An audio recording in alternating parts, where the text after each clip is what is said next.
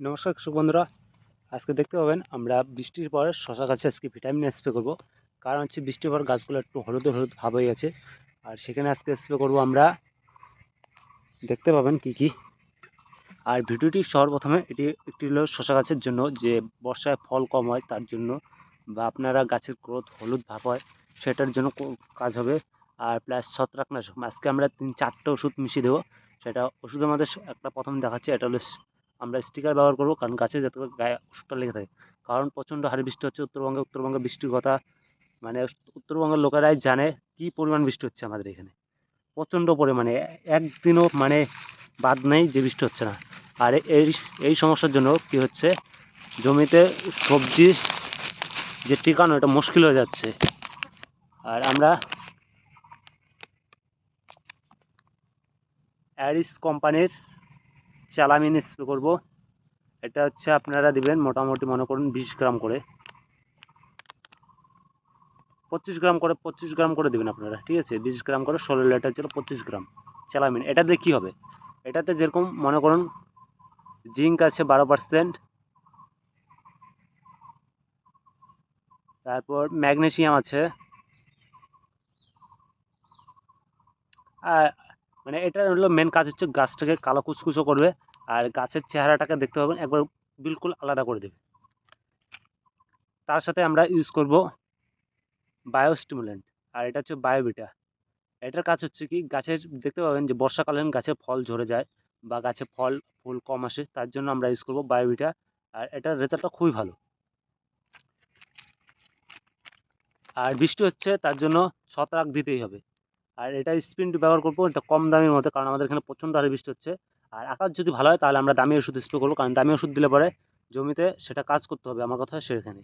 আর এটা কি হয়, এটা একটা কি ভালো ব্যাপার আছে, এটা হলো জমির থেকে যদি মাটিতেও যদি পড়ে তাহলে এটা মোটামুটি মনে করেন প্রায় 70%-এর মতো রেজাল্ট দেখা দেয়। আর বর্ষাকালের সবচাইতে বড় সমস্যা হয় কৃষকদের, সেটা হচ্ছে শশা গাছে গোড় পচা লাগে। আর আপনারা যদি এটাকে যদি গোড়ের দিকে যদি ভালো করে একবার পুরো গাঢ় করে যদি মিক্সড করে স্প্রে করেন, তাহলে গোড় পচাটা এটা আপনাদের চলে যাবে। আপনারা কী হয় যে দোকানদারের কাছে যে বলেন যে গাছের গোড় পচে যাচ্ছে, তাহলে আপনারা কী স্প্রে করবো, ওই দোকানদার দেখতে পাবেন যে প্লান্টোমাইসিন দেয়, আরও অনেক অনেক প্রভৃতি ওষুধ দেয়, সবই হলো ছত্রাক, কিন্তু এগুলো সব গাছে স্প্রে করার জন্য। গোড় পচার জন্য এখন তো কোনো ওষুধ নেই। আর গোড়ের যদি দাগ লেগে পচে তাহলে আপনাদের স্প্রিন্ট সবচেয়ে ভালো রেজাল্ট করবে, সেটা আমি আপনাদেরকে বলে দিলাম। আর আপনাদের যে এই কথাগুলো বলছি এগুলো হচ্ছে পুরোটাই এখন বিস্তারিতভাবেও বলবো কি কি কাজ করবে, কোন কোন সময় আপনারা স্প্রে করবেন। আর এই স্প্রিন্টের নিয়ে আমি কোনো কথা বলবো না, কারণ স্প্রিন্ট কম আর বেশি সবাই স্প্রে করে। আর স্প্রিন্টের রেজাল্ট কী সেটা সবাই জানে। আপনাদেরকে দেখাবো বায়োভোটার কী রেজাল্ট হয়। যাই হোক, এখন যে আমরা এটাকে দামে দেবো মোটামুটি 30 ml করে। আর এই যে এখানে দেখুন পিআই কোম্পানির লোগো দেওয়া হয়ে গেছে, আর এটা হচ্ছে তার সিল প্যাকেটিং। এটাই আমরা আঙুল দিয়ে চেষ্টা করবো ফটো করতে। আঙুল দিয়ে তো ফটো করা গেলে না, এটা দিয়ে যাবে।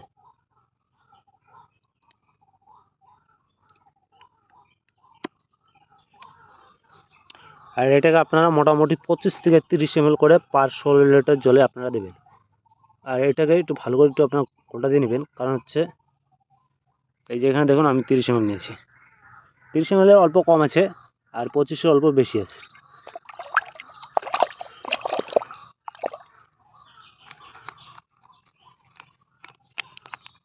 আমরা চালামিনটা ইউজ করতেছি, এটা মোটামুটি আমার একটা মাপ আছে, সেই মাপ মতন আমরা দিয়ে দিচ্ছি। আপনারা যদি না হয় আপনারা মেপে নেবেন।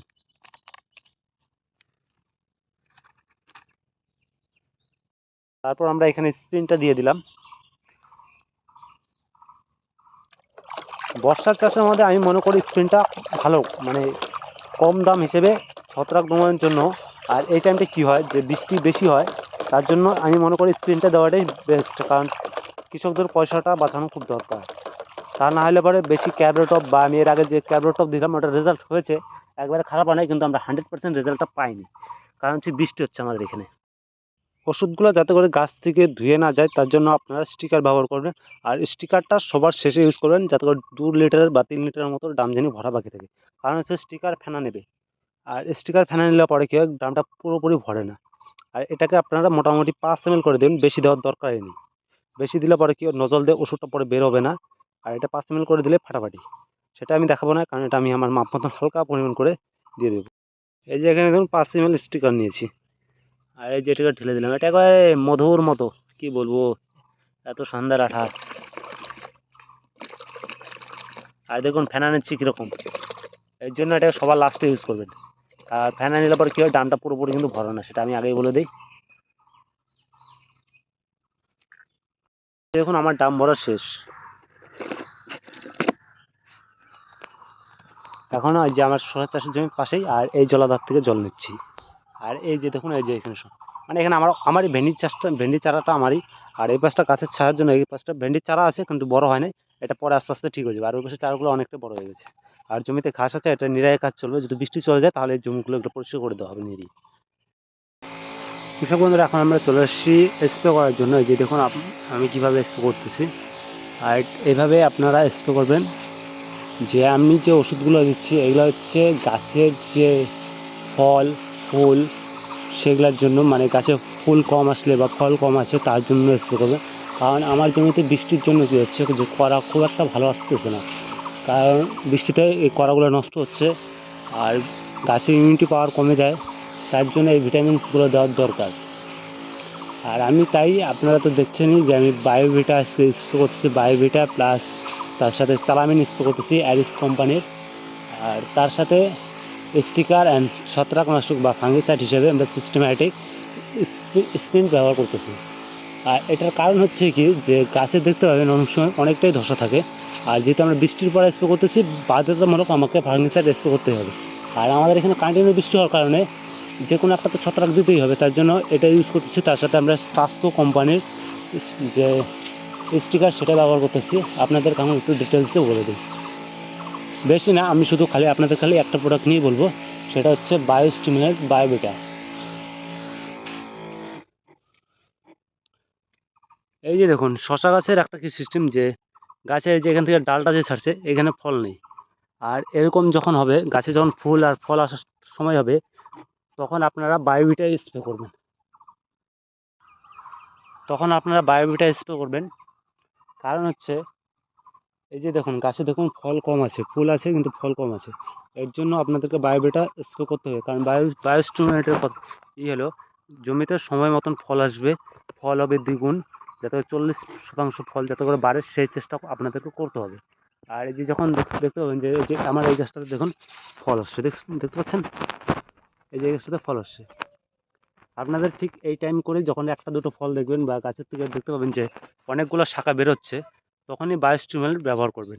যাক, আমারটা আরও 10 দিন আগে করা দরকার ছিল, কিন্তু আমি স্প্রে করতে পারতেছি না, কি আর আপনাদেরকে কি বলবো। আর আপনারা এভাবে স্প্রে করবেন। আর গাছের পাতা যদি একটু কুচকানো ভাব থাকে, তার জন্য আপনারা চালামিন ইউজ করবেন। বা গাছ যদি একটু সবুজ কম থাকে, আমার গাছটা একটু সবুজ কম আছে, তার জন্য আমরা আজকে চালামিন ইউজ করতেছি।